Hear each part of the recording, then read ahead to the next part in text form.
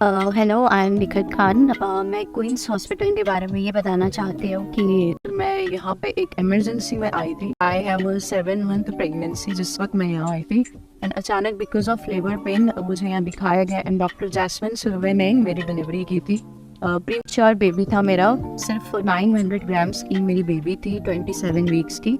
तो यहाँ पे उससे काफ़ी केयर मिला। NICU में रखा गया। डॉक्टर तालिब सुर्वे के अंडर उसका सारा प्रोसीजर्स किया गया। काफ़ी कोऑपरेट किया डॉक्टर्स ने, नर्सेज ने, पूरे स्टाफ ने, and I must appreciate all of them. So I just say thank you for that. ये अभी तक के काम मैंने गिनवा दिए। अब म्युनिसिपैलिटी की एक पॉलिसी है, AR पॉलिसी, जिसको बोलते हैं अकोमोडेशन रिजर्वेशन। उस अकोमोडेशन रिजर्वेशन में कोई हाथ नहीं डालता है, क्योंकि जो रिजर्वेशन है वो बांध के लेना पड़ता है।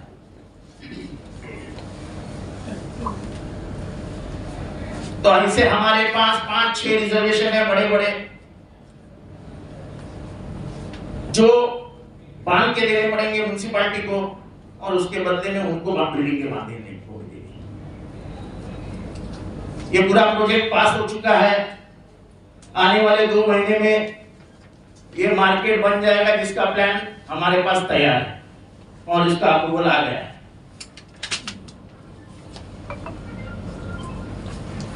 ये स्कूल और कॉलेज है जो प्लान में डाला गया है।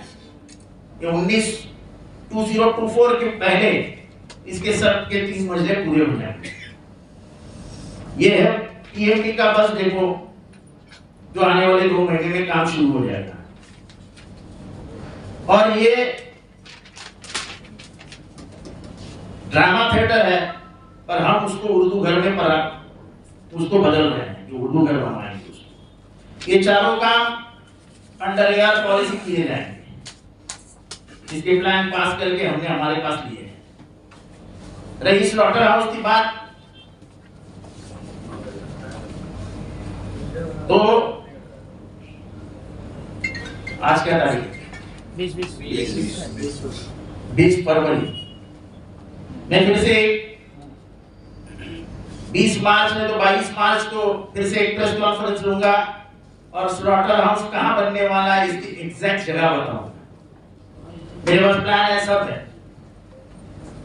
लेकिन उसमें कुछ फॉरेन कंपनियों से हम बात कर रहे हैं। वो बात हमारी अगर सक्सेसफुल होती है तभी हम जाके वो प्लान आपको बताएंगे, तब तक हम रुके रहेंगे। लेकिन इतनी बात मैं आपके द्वारा मुमरा के सभी जनता को बताना चाहता हूँ, मुमरा कौन सा शील फाटा, कि भाई स्लॉटर हाउस आने वाले 2024 के पहले, यही नहीं, मेरे ख्याल से 2023 फरवरी में, हम 2024 जनवरी तक स्लॉटर हाउस पूरा कर देंगे। उसके बाद मुमरा में देखा जाता है कि गरीबों को शादी करने में दिक्कत होती है, तो हम एक जगह पे आने वाले महीने भर में उसका नारियल फूटने का काम हो जाएगा और फिर उड़ जाएगा। लाइब्रेरी उठ रही है, वो बड़ा हॉल उड़ जाएगा, ग्राउंड +1 का हॉल बनेगा, कम से कम 1000 लोग वहां पे बैठ सकेंगे। तो स्कूलों को भी जब तकलीफ होती है कि अपनी गैदरिंग कहाँ करें, अपने वार्षिक सम्मेलन है वो कहाँ करें, कुछ जात जमात रहती है कि उनको भी जगह लगती है, हॉल लगता है, वो ऐसा हॉल मुमरा के सबसे अच्छे जगह पे हम लेके आ रहे हैं। उसका फाइनल कॉल आ गया है। हॉस्पिटल जो लोग चिल्ला रहे हैं कि प्राइवेट हो रहा है, प्राइवेट हो रहा है, प्राइवेट हो रहा है, मैं उनको बताता हूं कि ये कैशलेस हॉस्पिटल है। भारत सरकार की और राज्य सरकार की सभी योजनाओं में ऐसी सब बीमारियां हैं जो इंसान को होती है, जिसका पैसा सेंट्रल गवर्नमेंट और स्टेट गवर्नमेंट देती है, वो डॉक्टर खुद ले लेता है, लेकिन वो सर्विस देते टाइम तुम्हारे से पैसा नहीं, उसको गवर्नमेंट से आएगा और गवर्नमेंट से अच्छा पैसा आता है। कोई डॉक्टर लॉस एंड प्रॉफिट में जाके काम नहीं करता है, प्रॉफिट के सिवा कोई धंधे वाला काम नहीं करता। तो ये मैंने अभी आते आते पूछा, तो ये फाइनल कॉल पे है हॉस्पिटल, तो हॉस्पिटल का फाइनल होता है आने वाले महीने भर में, तो मेरे ख्याल से अप्रैल के आखिरी तक ये हॉस्पिटल किसी एक के ताबे में जाके वो हॉस्पिटल शुरू कर देगा। के बारे में जब अनाउंसमेंट हुई तो हैंगिंग मार्केट को स्टेयरकेस थी, और स्टेयरकेस का प्रॉब्लम ये था कि अपने लोगों को स्टेयरकेस चढ़ना ये पॉसिबल नहीं था, तो वो प्रोजेक्ट उन्होंने कैंसिल किया, तो हमने उसका पर्याय करके ये मार्केट का प्रपोजल था। आज सर मुब्रा और कलवा का सबसे बड़ा दर्द है टोरेंट, और ये टोरेंट जिस मकसद से मुझे आपके सवाल का जवाब देने दो कि कलवा में कोई आदमी टोरेंट के बारे में बात नहीं करता है, मुब्रा में बात करते हैं। उनके सवालों का जवाब आने वाले दिनों में टोरेंट के साथ बैठ के हम देंगे। टोरेंट का जो मसला है, आप पहले तो हमने आपको बताने की कोशिश की लेकिन आप समझे नहीं। क्या आपको पहली बात बता देता हूँ कि टोरेंट मैंने नहीं लाया था। टोरेंट उस जमाने में आया जब देवेंद्र फडणवीस चीफ मिनिस्टर थे और भाजपा की सत्ता थी। लेकिन सर वो तो कह रहे आपने मांग की थी सर। उसने ये नहीं कहा कि आपने मांग की थी, उसने ये कहा कि मुझे अच्छा लगा कि जितेंद्र आवाड को फ्रेंचाइजी के लिए बोल रहा है। अच्छा, एक मेन इशू टोरेंट लाने का जो मेन उसमें जो मुद्दा था, मेरी बात पूरी हो जाए, वो जो क्लिप चला ना, वो क्लिप चला, एक का चलने दो, सवाल करो सवाल। वो सवाल, अरे हाँ भाई तुम लोग बात करो, ए भाई तुम लोग चुप बैठो। भाई एक का हो जाने दे, दूसरे एक लोग बात करो भाई, भाई एक लोग, आप लोग एक सवाल एक पत्रकार एक बात पूछे ना भाई। आप लोग वो क्लिप देख लो, देवेंद्र फडणवीस क्या कहता है ये देख लो, और उसने किस जगह पे मेरा नाम लिया वो जान। अच्छा सर, आपने पीछे एक मिनट, मैंने देवेंद्र फडणवीस को एमएससीबी के लिए 12 करोड़ रुपए मांग की थी कि हमारी वायरिंग, हमारे जो भी ट्रांसफार्मर से वो बदल लें। वो बोला मुझे मेरे को नहीं जमेगा, मैं नहीं दे सकता हूँ, पैसे ही नहीं है। और यहाँ पे बहुत प्रॉब्लम है, हमको प्राइवेटाइजेशन के सिवा कुछ नहीं जानता है, तो हम भी हालात हमारे खराब थे। कभी रात को 3 बजे आना पड़ता था, रात को 2 बजे आना पड़ता था, तो मैंने बोला ठीक है चलो। टेंडर निकला, वो टेंडर 6 लोगों ने भरा, टेंडर खुलने में नहीं जाता था। मैं मिनिस्टर नहीं था, मिनिस्टर बावनकुळे था, चीफ मिनिस्टर देवेंद्र फडणवीस था। कंपनी तय करने का मेरा अधिकार नहीं है, और प्राइवेटाइजेशन से मुमरा में नहीं आया। आने वाले दिनों में पूरे महाराष्ट्र में प्राइवेटाइजेशन आ रहा है, जिसके लिए ये जो एमएमआर रीजन है उसके लिए 2 जनों ने टेंडर भरा है, एक अडानी ने और एक टाटा ने। ये पूरा जो बीच में स्ट्राइक हुआ, शायद आपको पता होगा, बीच में एक बड़ा स्ट्राइक हुआ, पूरे महाराष्ट्र के एमएससीबी के इंजीनियर ने बंद करवा दिया था प्राइवेटाइजेशन के खिलाफ। तब उन्होंने कहा कि तुमको तकलीफ नहीं होगी, लेकिन प्राइवेटाइजेशन हम रोक नहीं सकते। तो प्राइवेटाइजेशन अब पूरे महाराष्ट्र में आ रहा है। दूसरी चीज कि प्राइवेटाइजेशन भी आता है तो इलेक्ट्रिसिटी के यूनिट का दाम ये गवर्नमेंट तय नहीं करती। Maharashtra state electrical regulation authority है, एनईआरसी, वो अथॉरिटी तय करती है कि तुम्हारे यूनिट का भाव क्या होगा। तो तुम्हारे यूनिट का भाव चंद्रपुर में जो है वही मुंब्रा में है, मालेगांव में जो है वही मुंब्रा में है, अकोला में जो है वही मुंब्रा में है, रत्नागिरी में जो है वही मुंब्रा में है।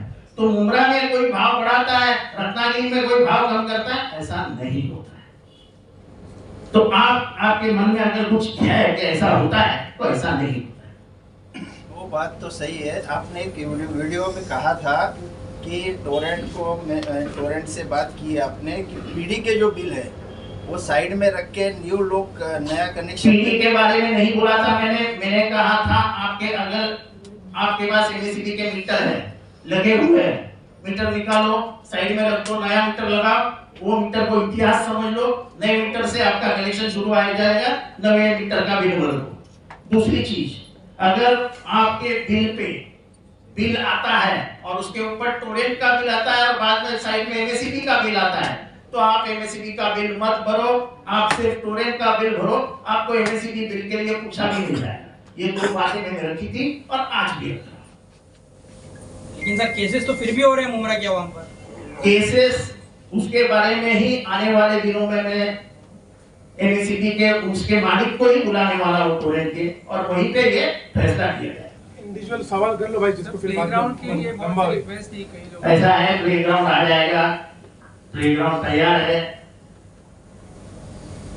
3 एकड़ का प्लेग्राउंड हमेशा के लिए मुमरा को अर्पित किया जाए।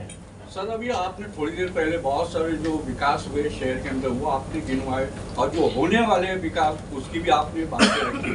लेकिन सर इतने 3-3.5 किलोमीटर का शहर मुमरा, लेकिन शौचालय की कमी नजर आती है। लोग बहुत परेशान हो जाते हैं शौचालय के लिए, खासकर महिलाएं वो बहुत परेशान है। मेरे स्टाइल से बहुत अच्छा सवाल मोहित भाई आपने पूछ लिया, इसके ऊपर गौर करना पड़ेगा और इसमें कुछ ना कुछ करना पड़ेगा। अच्छा होगा कि एक अच्छा सवाल तुमने मेरे दिमाग में डाल दिया, ये मैं किसी भी हालत में करवा के इसमें कोई इम्प्रूवमेंट अगर आ सकती है तो ले आऊंगा। सर ये हॉस्पिटल को मेडिकल कॉलेज में कन्वर्ट करने के नहीं, मेडिकल कॉलेज के लिए 500 बेड का हॉस्पिटल लगता है, जैसे 100 बेड का है, और यहाँ से 10 किलोमीटर पे राजीव गांधी मेडिकल कॉलेज है, तो इतने नजदीक मेडिकल कॉलेज नहीं बन सकते। भूमिपुत्रांना अजूनपर्यंत न्याय मिळाला नाही। अजून असं नाही आहे, भूमिपुत्रांसाठी जो राखीव ठेवलेली जमीन आहे ती त्यांना देण्यात येणार आहे, भूमिपुत्रांनाही न्याय मिळणार आहे। गव्हर्नमेंट जरी त्यांचं असलं, म्हणजे शिंदे आणि फडणवीस यांचा जरी असलं तरी निर्णय झालेले की कुठे जागा द्यायची आणि ती जागा भूमिपुत्रांना दिली जाणार। ऐसा है कि पारसिक नगर में एक जमाने में जो फ्लैट 40 लाख में लिया था लोगों ने, आज वो फ्लैट 1.5 करोड़ में बेच रहे, 1.5 करोड़ में। क्यों? मैं लंबी बात नहीं बोल रहा हूँ, पिछले 10 साल की बात बोल रहा हूँ। उनके इंफ्रास्ट्रक्चर बदल गया, रास्ते आए, स्टेशन बना, कलवा स्टेशन से ये बना वो बना, सब नजदीक आ गया, हाईवे नजदीक आ गया, तो अपने आप एरिया का महत्व। आज घोड़बंदर रोड पे जाओ, हीरानंदानी मेडोज पूछने में, हीरानंदानी स्टेट पूछने के लिए 1.5 घंटा लगता है। मुमरा के नजदीक कहीं पे पहुंचने के लिए ज्यादा से ज्यादा रिक्शा से तकलीफ हुई तो नहीं तो 10-15 मिनट में पहुंच जाते हो। कोई हालत कलवा में जहाँ कनेक्टिविटी नजदीक आती है वो शहर बदल जाता है, और कनेक्टिविटी को ही वन पार्ट ऑफ इंफ्रास्ट्रक्चर।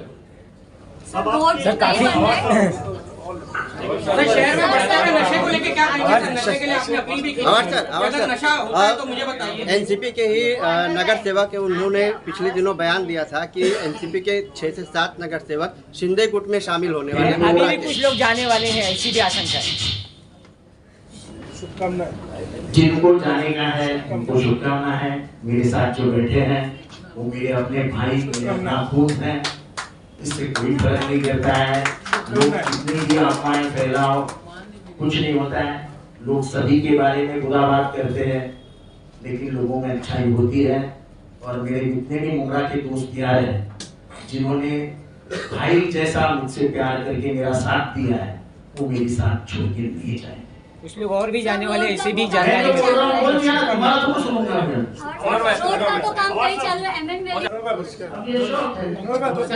चलो ये आपकी सरकार जो तरक्कियाती कामों की करती है उसमें हज हाउस का भी जिक्र था, तो हज हाउस का हज हाउस वही एरिया एक बाकी है जिसमें हमको एडजस्ट करना है उसको। तो ये एआर पॉलिसी में हज हाउस आएगा। वो सिर्फ जो उर्दू घर है, वो उर्दू घर के ऊपर कुछ मंजिलें बढ़ाएंगे। हज हाउस में होता क्या है, जो हज जाते हैं उनको रहने की सुविधा, एयरपोर्ट तक जाने की सुविधा। हमारे यहाँ से लोग आएंगे तो सिर्फ कोटन से लोग आएंगे, बराबर है ना।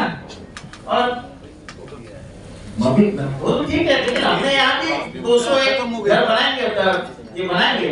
पर मुंबई में ऑलरेडी ले लिया, हर घर में ले लिया ना, एक प्रोजेक्ट आ गया ना उधर। तो अपना हिंदू घर जाने हो, हिंदू घर बनेगा, ऊपर हज हाउस बनेगा। बहुत हमारे पास बहुत एफएसआई है जिसको हम अलग अलग काम के लिए इस्तेमाल कर सकते हैं। सर मुंब्रा के अंदर सर्विसेज है, चाहे वो पुलिस स्टेशन हो, चाहे वो टीएमसी डिपार्टमेंट हो, चाहे फायर ब्रिगेड हो, वहाँ पे स्टाफ की कमी है और ये बहुत सालों से ये स्टाफ की कमी हमने पुलिस का लेटर दिया है, लेकिन अभी सरकार को ही स्टाफ बढ़ाना है, तब स्टाफ बढ़ता है, स्टाफ को ऐसा ही नहीं बढ़ता है। खुदा हाफिज़।